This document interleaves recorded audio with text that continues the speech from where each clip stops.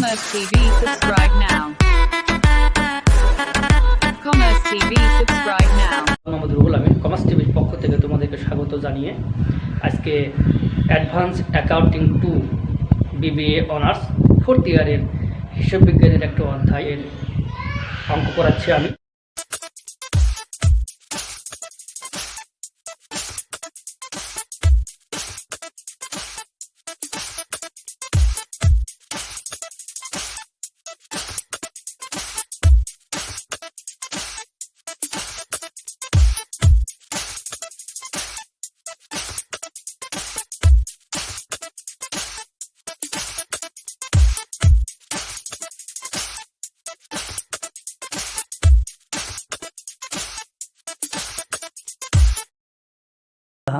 এখন আমরা হোল্ডিং কোম্পানির সে অঙ্কে আসি। From the following particulars prepare the consolidated balance sheet as at 31 December 2015। লক্ষ্য করো যে এইচ লিমিটেড আর এস লিমিটেড এই দুটো কোম্পানি। এখানে এইচ লিমিটেড কোম্পানি হলো হোল্ডিং কোম্পানি, আর এইচ লিমিটেড কোম্পানিটা কিনে নিচ্ছে হলো এস লিমিটেডকে। আবার ডানে লেখা আছে অ্যাসেট এইচ লিমিটেড এবং হলো পরে লেখা আছে এস লিমিটেড। যা হোক, উভয় কোম্পানির সম্পত্তি, দায়, প্রফিট এইগুলো উল্লেখ রয়েছে। শেয়ার ক্যাপিটাল অফ টাকা 100 ইচ 10 লক্ষ এবং এস লিমিটেডের ঘরে রয়েছে হলো 2 লক্ষ। পরে বলা হচ্ছে যে প্রফিট অ্যান্ড লস অ্যাকাউন্ট 2,80,000। তারপরে বলা হচ্ছে প্রফিট 34,000, লেস দেওয়া আছে কত, লস ফর 2015 সালে লস হয়েছে 8,000 টাকা। এই 15 সাল মানে কি কারেন্ট ইয়ার। তারপরে বলা হচ্ছে যে বিলস পেবল টাকা দেওয়া রয়েছে। তারপরে জেনারেল রিজার্ভ টাকাগুলো দেওয়া রয়েছে দুজনের ঘরে, এবং হলো সানডে ক্রেডিটর্স উভয় কোম্পানি ঘরে দেওয়া রয়েছে। এবার ডানে চলে আসো, ফিক্সড অ্যাসেট উভয়ের ঘরে দেওয়া রয়েছে টাকার পরিমাণ। Investment in S limited 1400 share, stock in trade, তারপরে sundry debtors, bills receivables, cash in hand. শিক্ষার্থী বন্ধুরা, আমরা এখানে হোল্ডিং কোম্পানি এবং সাবসিডিয়ারি কোম্পানির উভয় তথ্যটা পড়লাম। শিক্ষার্থী বন্ধুরা, এখন আমরা নিচের যেই আদার্স ইনফরমেশান দেওয়া রয়েছে সেগুলো পড়ে নেব। প্রথমে বলা হচ্ছে H limited broad the shares of S limited on 1 January 2015। অর্থাৎ এইচ লিমিটেড জানুয়ারির 15 সালের জানুয়ারির 1 তারিখে এস লিমিটেডের শেয়ারটা ক্রয় করে নিচ্ছে। 2 বলা হচ্ছে the general reserve of S limited remind unchange since 2015। এখানে বলা হলো যে সাধারণ সঞ্চিতি যেটা এস লিমিটেড অর্থাৎ যেটা সাবসিডিয়ারি কোম্পানি, সেটা কি করা হচ্ছে এখানে আনচেঞ্জ মানে বদল করা যাবে না। তারপরে বলা হচ্ছে এখানে যে the sundry creditors S limited includes the 3,000 for goods supplied বা এইচ লিমিটেড। অর্থাৎ এটা কিন্তু আন্তঃলেনদেন, অর্থাৎ এখানে হোল্ডিং কোম্পানি কিন্তু হলো এইচ আর অধীনস্থ কোম্পানি হলো এস। তো উভয়ের মধ্যে যে লেনদেনটা হয়েছে একে আন্তঃলেনদেন বলা হয়ে থাকে। কত টাকা হয়েছে? 3,000 টাকার লেনদেন হয়েছে। 4 নম্বরে বলা হচ্ছে the stock of S limited includes goods sent by H Limited and market price of টাকা 4,000 which includes 25% profit on cost। এটাও কিন্তু একটা আন্তঃলেনদেন। এখানে কত হয়েছে? উভয়ের মধ্যে হয়েছে, লেনদেন হয়ে গেছে, সেখানে একটা প্রফিট আছে 25%, 4,000 টাকার মধ্যে। পরে বলা হচ্ছে 5 নম্বরে the bills of S limited are payable only to H limited. এটা কিন্তু এইচ এবং এস এর মধ্যে হয়েছে। তারপরে বলা হচ্ছে the fixed asset of S limited are undervalued by টাকা 4,000। অর্থাৎ এখানে যে সাবসিডিয়ারি কোম্পানি এস আছে তার স্থায়ী সম্পত্তির মূল্য কম রয়েছে 4,000। শিক্ষার্থী বন্ধুরা, আমার উভয় কোম্পানির ব্যালেন্স শিট এবং আদার্স ডাটাগুলো পড়া হয়ে গিয়েছে। তাহলে আমি কিভাবে বুঝবো যে কোনটা এখানে হোল্ডিং কোম্পানি বা মূল কোম্পানি বা নিয়ন্ত্রণকারী কোম্পানি আর কোনটা সাবসিডিয়ারি বা অধীনস্থ কোম্পানি? শিক্ষার্থী বন্ধুরা, এটা বোঝার জন্য আমাদের যে আদার্স ইনফরমেশন রয়েছে সেখানে 1 নম্বরে স্পষ্ট বলা রয়েছে যে H limited broad the shares of S limited. অর্থাৎ এইস লিমিটেড কোম্পানি এস লিমিটেডের শেয়ারগুলো কিনে নিচ্ছে।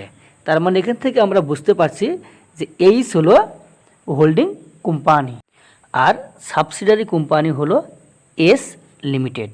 শিক্ষার্থী বন্ধুরা, আমরা এখন কি করব তোমাদের পূর্বে সেটা একটু দেখিয়েছি আমি। সেটা হলো আমাদের একে একে 8টা ওয়ার্কিং করতে হবে।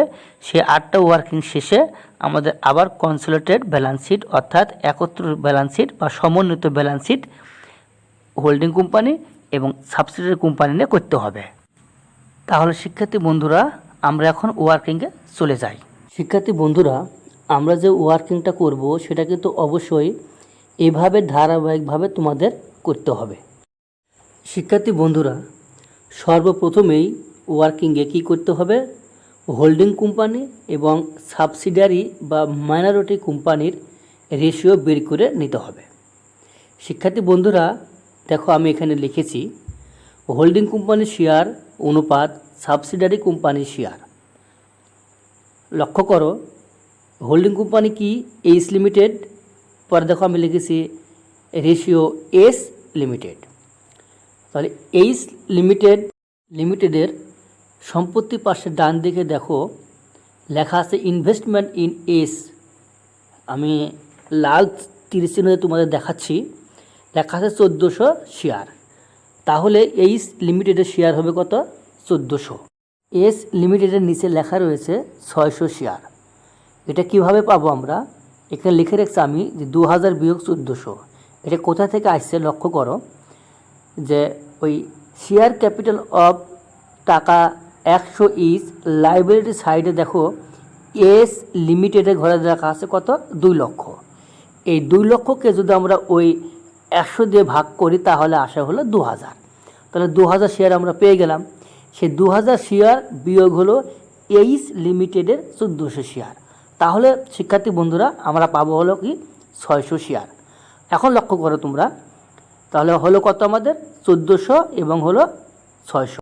এখন ওই 1400 এবং 600কে যদি আমরা 2 দিয়ে ভাগ করি তাহলে 7 আসে আর হলো 3 আসে। এটা হলো কিন্তু আমাদের হোল্ডিং কোম্পানি এবং সাবসিডিয়ারি কোম্পানির রেশিও।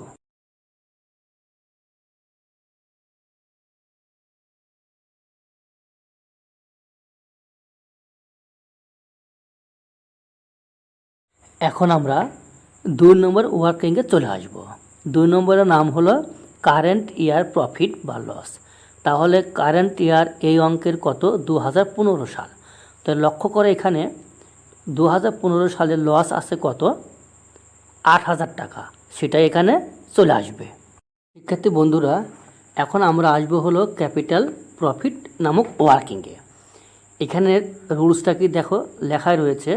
প্রথমে আসবে হলো জেনারেল রিজার্ভ এস লিমিটেড অর্থাৎ সাবসিডিয়ারি লিমিটেডের জেনারেল রিজার্ভের ঘরে দেখো 40,000 টাকা লেখা রয়েছে। সেই টাকা বিয়োগ হলো লাস্ট ইয়ার প্রফিট। লক্ষ্য করো তোমার লাইবিলিটির সাইডে তোমার লেখা আছে হলো প্রফিট 34,000 টাকা। এটা কিন্তু অ্যাকচুয়ালি লাস্ট ইয়ার অর্থাৎ 2014 সালের। আর পরে আসবে হলো plus under valued fixed asset. এটা দেখো তোমরা সমন্বয়ে আদার্স ইনফরমেশনে একটা আইটেম এটা দেওয়া রয়েছে। তাহলে কি হলো এখানে আমাদের? এখান থেকে আমরা যোগ বিয়োগ করে পাইলাম হলো 78,000 টাকা। এই 78,000 টাকা আমরা হোল্ডিং কোম্পানি এবং সাবসিডিয়ারি কোম্পানি কত পায় সেটা তাদের অনুপাত অনুযায়ী রেশিও অনুযায়ী বন্টন করে দেব। শিক্ষার্থী বন্ধুরা, আমরা 1 নম্বর ওয়ার্কিং থেকেই তো অনুপাত পেয়েছি 7 এবং 3। তাহলে আমরা লিখব হলো হোল্ডিং কোম্পানির শেয়ার অর্থাৎ এইচ লিমিটেড পাবে হলো ৭৮,০০০ ভাগ 10 গুণ হলো 7, তাহলে ৫৪,৬০০।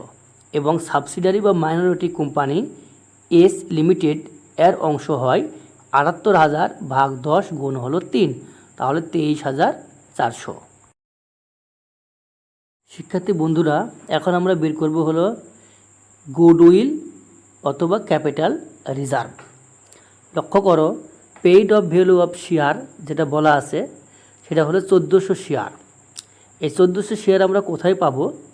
এই ১৪০০ শেয়ার হলো হোল্ডিং কোম্পানি এইচ লিমিটেডের, গুণ @ টাকা হলো ১০০। এটা আমরা কোথায় পাবো? এটা যে বামে শেয়ার ক্যাপিটাল আছে, ওখানে যে ১০০ টাকা রেট আছে, সে রেটটা এখানে গুণ করতে হবে। তাহলে আসবে হলো কত? ১,৪০,০০০ যোগ ক্যাপিটাল প্রফিট, যা পূর্বে আমি ওয়ার্কিংয়ে বের করেছি, ওয়ার্কিং নাম্বার ৩, এইচ লিমিটেড কত ভাগ পেয়েছে? ৫৪,৬০০, যোগ করলে হয় ১,৯৪,৬০০। এবার হবে কি? বিয়োগ cost price of share H লিমিটেডের, এখানে আসবে কত? ১,৫৬,০০০।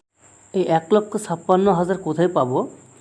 যেহেতু লেখা আছে কস্ট প্রাইস, অর্থাৎ এইচ লিমিটেডের ইনভেস্ট করেছে সে হলো ১,৫৬,০০০ টাকা।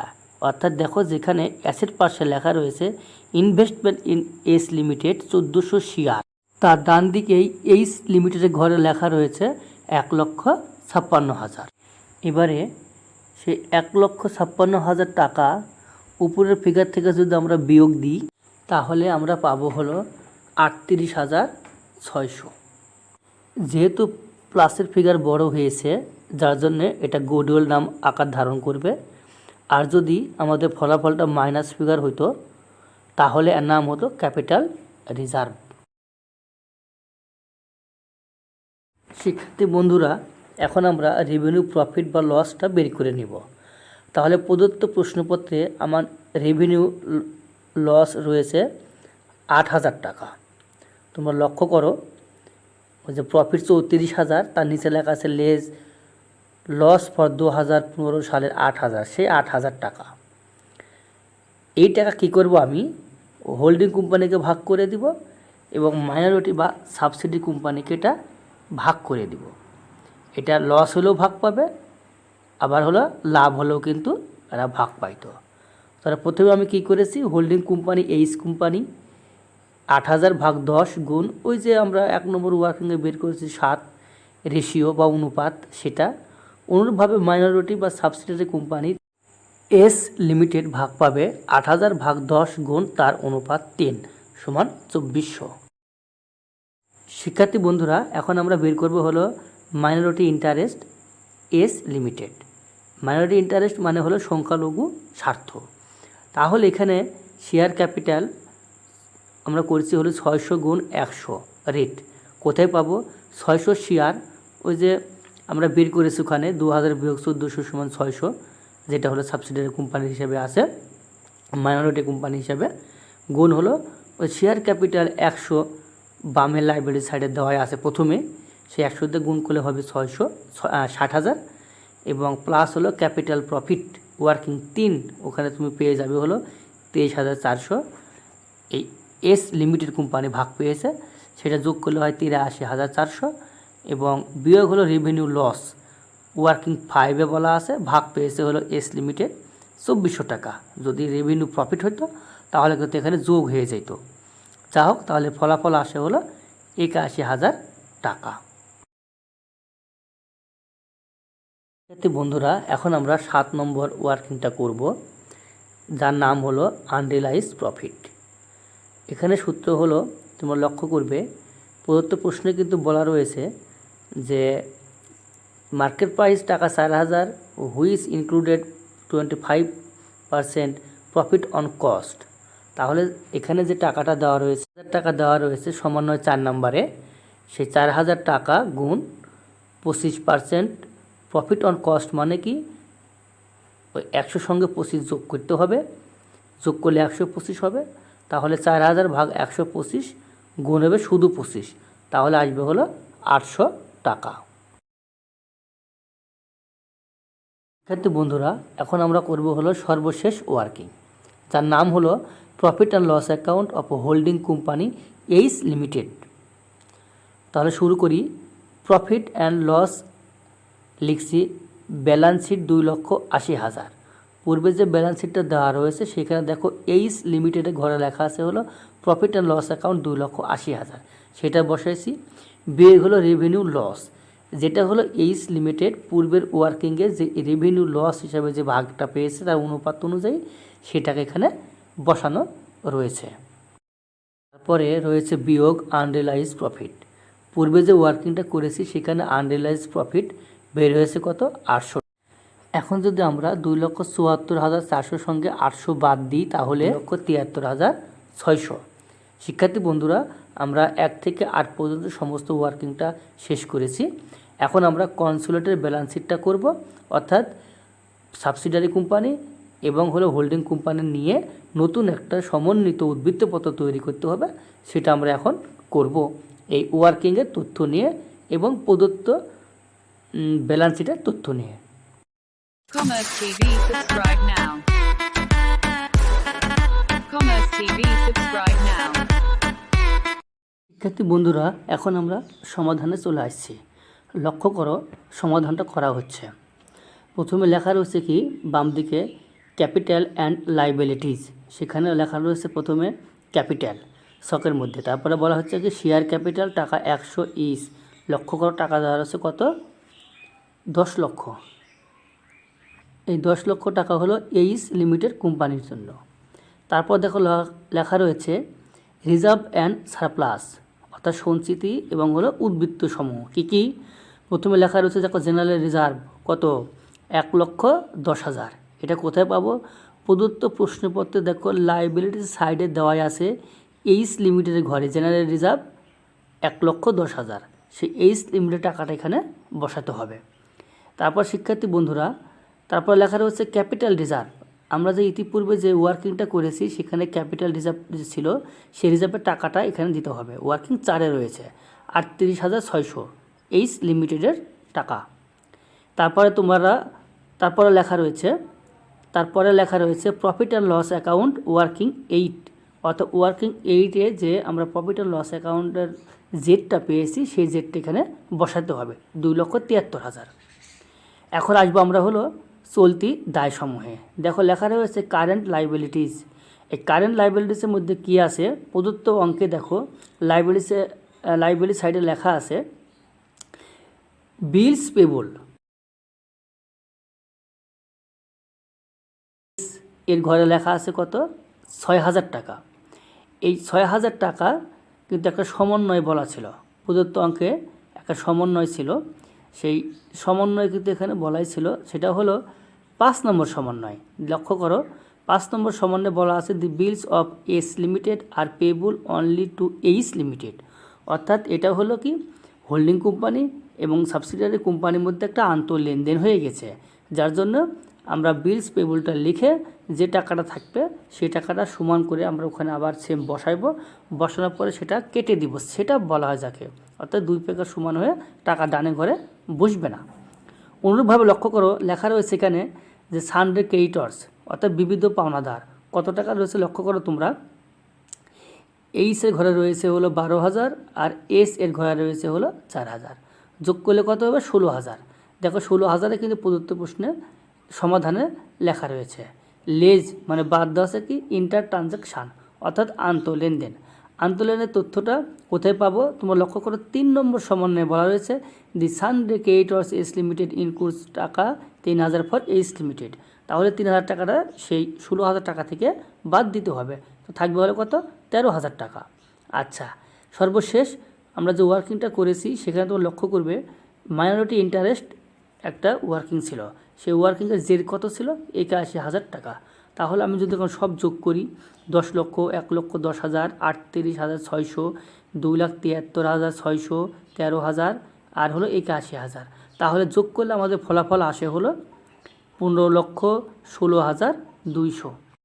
শিক্ষার্থী বন্ধুরা, এটা হলো আমাদের কনসোলিডেটেড ব্যালেন্স শিটের লাইবিলিটি সাইডের যোগফল। এখন আমরা করব হলো অ্যাসেট সাইডের যোগফল এবং সেগুলো সমন্বয় সাধন করব। শিক্ষার্থী বন্ধুরা, এখন আমরা সম্পত্তির পাশে যাব, অ্যাসেট সাইড। তোমরা লক্ষ্য করো যে প্রথমে অ্যাসেট সাইডে লেখা রয়েছে fixed asset H plus S, অর্থাৎ দুই কোম্পানির তথ্য টাকাটা যোগ করে দেওয়া রয়েছে। দেখো, এইচ এর ঘরে আছে 7,80,000 আর এস এর ঘরে রয়েছে 1,68,000। 2 টাকা যোগ করলে হয় 9,48,000। আর তোমার লক্ষ্য করবে একটা সমন্বয়ে বলা ছিল আন্ডার ভ্যালুড অ্যাসেট বলা ছিল, সে আন্ডার ভ্যালু অ্যাসেটটা এখানে কিন্তু যোগ করতে হবে।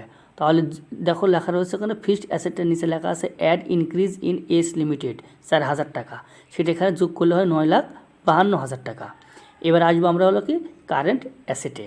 তাই কারেন্ট অ্যাসেটের প্রথমে কী লেখা রয়েছে দেখো, প্রদত্ত সমাধানে stock in trade H plus S, অর্থাৎ দুজনের যে স্টকে টাকা আছে, তোমরা লক্ষ্য করে প্রদত্ত প্রশ্নে 3 লক্ষ এবং হলো 90,000, এই দুটো যোগ করলে হয় 3,90,000। সেখান থেকে লেস হলো আনরিয়ালাইজ প্রফিট। আমরা কিন্তু ওয়ার্কিংয়ে আনরিয়ালাইজ প্রফিটটা বের করেছি, সেই 800 টাকা কিন্তু এখান থেকে বাদ দিতে হবে। তাহলে আসবে হলো 3,89,200। এবার আসবে হলো সানডে ডেবিটর্স। সানডে ডেবিটর্সে কী করতে হবে, উভয় কোম্পানির টাকাটা মোট যোগ করতে হবে। তো যোগ করলে কত হয়, আমাদের দেওয়া আছে একটা হলো 1,30,000 আর এসের দেওয়া আছে 10,000, যোগ করলে 1,40,000 হয়। এই 1,40,000 লেজ হলো inter transaction. Inter transaction Bangla অর্থ হলো আন্ত লেনদেন, অর্থাৎ মূল কোম্পানি এবং অধীনস্থ কোম্পানির মধ্যে যে আন্ত লেনদেনটা হয়েছে 3,000 টাকা। তোমরা লক্ষ্য করবে এটা কিন্তু পূর্বেই লাইব্রেরি সাইডে কিন্তু সানডে ক্রেডিটর্স থেকে যে 3,000 টাকা বাদ দেওয়া রয়েছে, সেটা কিন্তু অবশ্যই এখানেও বাদ দিতে হবে। তারপর লক্ষ্য করো বিলস রিসিভেবল এইচ লিমিটেড কত, 10,000 টাকা, এবং সেই 10,000 টাকা থেকে বাদ দেওয়া হচ্ছে 6,000 টাকা। কেন বাদ দেওয়া আছে, এটাও কিন্তু ইন্টার ট্রানজেকশন ছিল। তো লক্ষ্য করে ওখানে বলা ছিল বিলস পেবল, এই বিলস পেবল তথ্যে কিন্তু 6,000 টাকা ছিল, সেটা কিন্তু এখানে বাদ দিতে হবে, অর্থাৎ সেটা বলা হয় কেটে দিতে হবে। তাহলে আসে হলো কত, 4,000 টাকা। আর প্রদত্ত প্রশ্নে ক্যাশ ইন হ্যান্ড দেখো 26,000 এইচ আর 8,000 হলো এস, যোগ করলে কত হয় 34,000। শিক্ষার্থী বন্ধুরা, এখন আমরা অ্যাসেট সাইড যোগ করব। তাহলে আসবে 9,52,000, 3,89,200, 1,37,000, 4,000, 34,000, এইগুলো যোগ করলে আসে হলো 15,16,200। শিক্ষার্থী বন্ধুরা, তাহলে অঙ্ক কিন্তু এখান থেকে শেষ। এখন লক্ষ্য করো যে লাইব্রেরি সাইড এবং হলো অ্যাসেট সাইড উভয়ের যোগফল কিন্তু ব্যালেন্স শিটে মিলে গিয়েছে। 15,16,200, 15,16,200, অর্থাৎ অঙ্কটা আমার শুদ্ধ হয়েছে। শিক্ষার্থী বন্ধুরা, আজ এই পর্যন্ত, দেখা হবে পরবর্তী ক্লাসে। আর অবশ্যই তোমরা আমার চ্যানেলকে সাবস্ক্রাইব করবে, শেয়ার করবে, লাইক করবে পরবর্তী ক্লাসগুলো পাওয়ার জন্য। সবাইকে ধন্যবাদ জানিয়ে আজকের মতো এখানে শেষ করছি। দেখা হবে পরবর্তী কোনো ক্লাসে।